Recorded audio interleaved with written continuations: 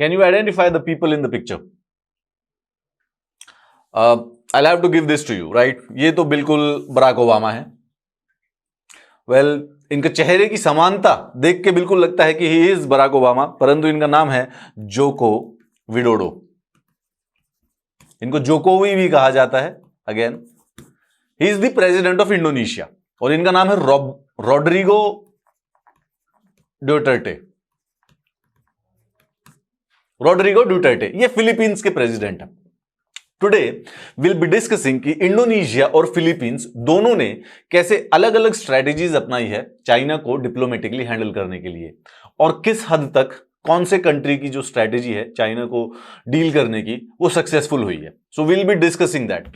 अब शुरुआत पे ही मैं आपको बता देता हूं कि मोर और लेस ऐसा देखा गया है, अगर हम लास्ट के 5 से 6 सालों को एनालाइज करके देखें, कि इंडोनेशिया, द जोको विडोडो, जो कि इंडोनेशियन बराक ओबामा की तरह लगते हैं, has been much more successful in diplomatically dealing with China, whereas Duterte who is a big fan of China, जो कि ऐसा मानते हैं कि चाइना की मर्सी के लिए सर्वाइव होना थोड़ा सा ज्यादा जरूरी है, has not been able to the concessions to get concessions which he wanted to gate.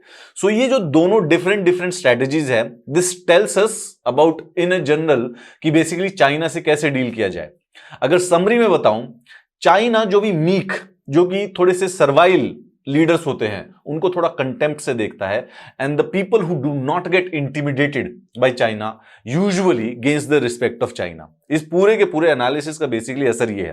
तो हम देखते हैं जोकोवी यानी कि Joko Widodo have bested China, and whereas Duterte, जो कि फिलीपींस के प्रेसिडेंट है, has ended up as a lackey. Basically मतलब उन्हें कुछ मिला नहीं है। Indonesia and Philippines have used different strategies in dealing with Beijing. तो दोनों के बारे में थोड़ा समझते हैं, which will give us an idea about international current affairs of the South East China. Philippines के प्रेसिडेंट रोड्रिगो डुटर्टे और इंडोनेशिया के जो प्रेसिडेंट है जोको विडोडो, जिनको जोकोवी भी कहा जाता है, दोनों के दोनों सिमिलर टाइप के नेशंस पर प्रिजाइड करते हैं। दोनों की सिमिलर सिचुएशन थी। दोनों प्रेसिडेंट बनने से पहले अपने अपने एक प्रोविंस के मेयर हुआ करते थे। मतलब कि अगर इंडियन एनोलॉजी में देखें तो स्टेट के चीफ मिनिस्टर हुआ करते थे। ऑलमोस्ट दोनों के दोनों जो पावर में आए तो बेसिकली जो पुराना रिजीम है उसकी करप्शन के अगेंस्ट कैंपेनिंग कर दोनों के दोनों पावर में आए। ऑलमोस्ट इंडियन स्टोरी की तरह भारत के प्रधानमंत्री जो है इस समय पहले एक राज्य के चीफ मिनिस्टर हुआ करते थे, और जो प्रीवियस रिजीम था उनके करप्शन के अगेंस्ट कैंपेनिंग कर पावर में आए थे। Similar situation was in the Indonesia and the Philippines.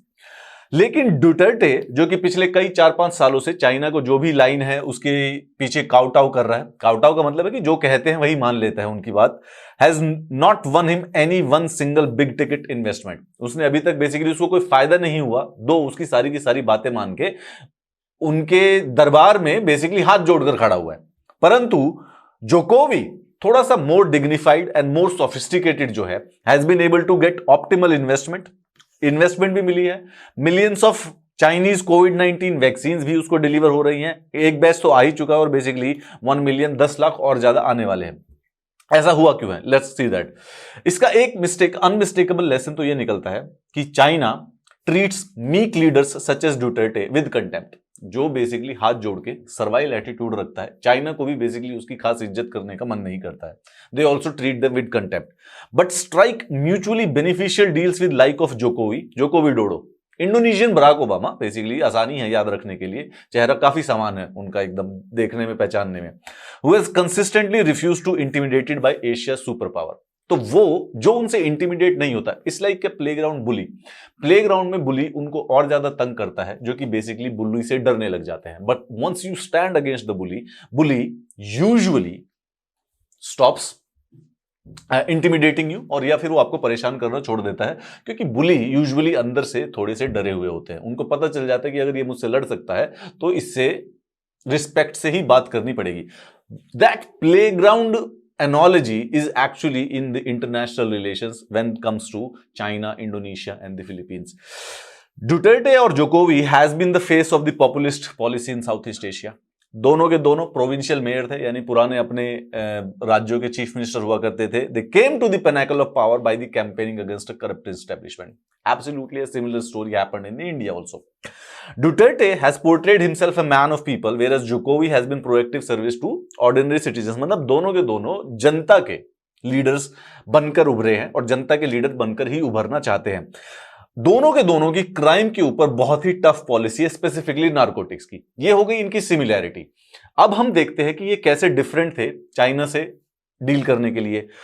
दोनों के दोनों प्रेसिडेंट्स ने चाइनीज लार्डसी यानी कि चाइना के बड़प्पन के ऊपर दोनों के दोनों ने अपने डेवलपमेंट एजेंडा को स्टेक किया था। इनको लग रहा था करप्शन के अगेंस्ट कैंपेन करते हैं और चाइना से इन्वेस्टमेंट उठा के बेसिकली देश की डेवलपमेंट करेंगे। Both has a similar idea about it, much to the chagrin of the conservative forces who have accused them of acting as Beijing stooges. तो इनके देश में जो भी कंजर्वेटिव फोर्सेस है वो दोनों के दोनों को क्रिटिसाइज करते हैं कि तुम तो यार बीजिंग के स्टूज ही बन गए हो।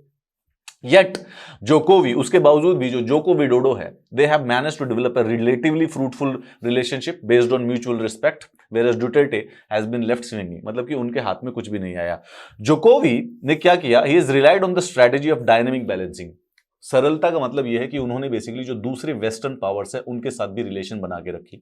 यूनाइटेड स्टेट्स ऑफ अमेरिका भी वो विजिट करके आए, जापान के साथ भी रिलेशन बना के जापान के साथ भी अपने बेसिकली रिलेशंस बना के रखे। जब चाइना मदद नहीं करता तो बेसिकली उसको जापान के साथ अप्रोच करने लग जाते हैं, ताकि चाइना को डर लगता है कि कहीं मेरा टैक्टिकल स्पेस जापान ना घेर ले, तो फिर चाइना और ज्यादा प्रोएक्टिवली हेल्प करने की कोशिश करता है। फॉरेन पॉलिसी नियोफाइट डुटर्टे, परंतु फिलीपींस वाले जो डुटर्टे हैं, रोड्रिगो डुटर्टे, उन्होंने प्रॉब्लम ये कर दी कि दुश्मन के सामने या फिर सामने वाले इंटरनेशनल रिलेशंस में जो दूसरा कंट्री होता है जिसके साथ होते हैं, अपने कार्ड्स पूरे नहीं दिखाने चाहिए, लेकिन उन्होंने इमीडिएटली अपने कार्ड्स दिखा दिए। उन्होंने पहले ही इलेक्शन होते ही बोल दिया चाइना को, what I need from China is help to develop my country. Now this gave an message to the China कि फिलीपींस हमारे ऊपर डिपेंडेंट है, और वो डिपेंडेंस का बेसिकली कोई भी अग्रेसिव मिलिट्री पावर हमेशा एडवांटेज उठाने की कोशिश करेगा। Months later, Duterte became the first Philippines president to choose China rather than US or Japan for his major overseas visit. तो जैसे ही वो राष्ट्रपति बने सबसे पहले चाइना विजिट करके आए। He is also the first Philippines president to refuse to even visit any major Western capital, including Washington, throughout his 6-year terms. उनका इतना स्ट्रॉन्ग स्टैंड है, वो वेस्टर्निज्म के थोड़े अगेंस्ट है, ठीक है, थोड़े से विचार उनके थोड़े से नेशनलिस्ट विचार है, तो वॉशिंगटन या किसी वेस्टर्न पावर पर विजिट करने से ही मना कर दिया 6 साल तक। Now this creates a problem. Why? क्योंकि इसका मतलब वो कंप्लीटली चाइना पर डिपेंडेंट हो गए। दिस डिड नॉट, ऐसा जोको विडोडो के द्वारा नहीं किया गया। आता हूं उसके ऊपर। कन्विंस्ड ऑफ डुटर्टेज नाइवेट, चाइना ने बेसिकली इमीडिएटली उनको पता चला कि ये थोड़ा सा नाइव है, थोड़ा सा इनोसेंट है। China pledge for $24 billion in investment. तो पहले प्लेज कर दिया कि $24 बिलियन हम आपके देश फिलीपींस में इन्वेस्ट करेंगे, several large scale infrastructure. Empty pledges थे, उस पर पैसा नहीं आया, परंतु डुटर्टे से कई सारे से मेजर कंसेशन ले दिए, जैसे कि एक तो फिलीपींस के historical arbitration victory against China in the South China Sea. South China Sea पे और साउथ चाइना सी में फिलीपींस और चाइना के बीच में एक डिस्प्यूट चल रहा था। उस पे जो यूनाइटेड नेशंस की इंटरनेशनल ओशियन ऑर्गेनाइजेशन है, उसकी तरफ से एक आर्बिट्रेशन अवार्ड आया था, जिसको बेसिकली फिलीपींस के फेवर में दिया गया। However Duterte did not assert that arbitration victory. Why? क्योंकि चाइना ने प्लेज किया हुआ था। सो डुटर्टे वाज थिंकिंग कि बेसिकली अगर चाइना ने प्लेज किया हुआ तो basically it will lead to the development. So they did not actually जो इंटरनेशनल आर्बिट्रेशन अवार्ड था उसको असर्ट नहीं किया। एक गलती हो गई। Duterte even threatened to nix defence cooperation with the US. United States of America के साथ फिलीपींस के डिफेंस कोऑपरेशन है। इंडीड गुस्से में आके डुटर्टे बोलता कि मैं यूनाइटेड स्टेट्स से सारे के सारे डिफेंस रिश्ते भी तोड़ लूंगा, ठीक है। Share precious energy resources with in the Philippines exclusive economic zone with China. तो जो फिलीपींस के एक्सक्लूसिव इकोनॉमिक जोन है, वहां पे जो एनर्जी रिसोर्सेज है वो चाइना के साथ शेयर कर लेंगे। Even worse, Duterte quickly became to Beijing's defence when a suspected Chinese militia vessel almost drowned dozens of Filipino fisherman near Reed Bank in 2000। एक पुराना 2019 का एक इंसिडेंट है जब एक चाइनीज वेसल ने ऑलमोस्ट फिलीपींस फिशरमैन को डुबा ही दिया था। इंटरनेशनल क्रिटिसिज्म हो रहा था, but the president of the Philippines came to the support of Chinese. Indeed, he has अपने स्पीचेस में he has proudly confessed love for the China। उन्होंने कहा कि चाइना इतने बड़े हैं, अगर उनसे मर्सी की जरूरत है तो basically one has to be the meek।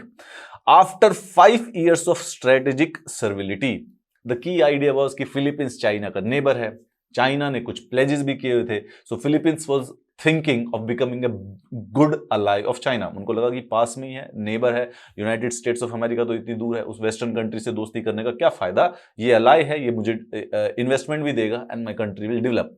This strategic servility did not actually pan out. ये जो पिवट किया उन्होंने, जो बेसिकली उन्होंने पूरी फॉरेन पॉलिसी का पिवट बीजिंग की तरफ मोड़ दिया था, उसका कुछ फायदा नहीं है. Not even the large volume of free COVID vaccine China promise to deliver. मतलब कि चाइना ने प्रॉमिस किया था उनको वैक्सीन डिलीवर करने का, however he has still not done it. Just to maintain, ये लोकेशन थोड़ा सा ध्यान रखें, this is Philippines and this here is Indonesia. ठीक है, आता हूं मैं इस पे. क्या है, जोको विडोडो, जो कि इंडोनेशिया के प्रेसिडेंट हैं, यानी कि the Indonesian Barack Obama, has visited both Washington and Beijing.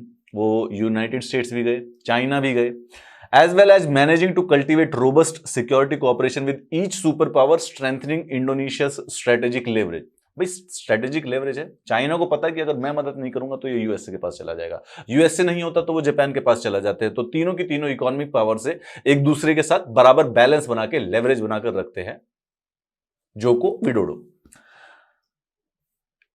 When China stepped up its intrusion into Indonesian waters of Natuna Island in late 2019, the Indonesian president not only developed fighter jets and navy, but personally visited the area to remind that there would be no compromise. This is Natuna Island.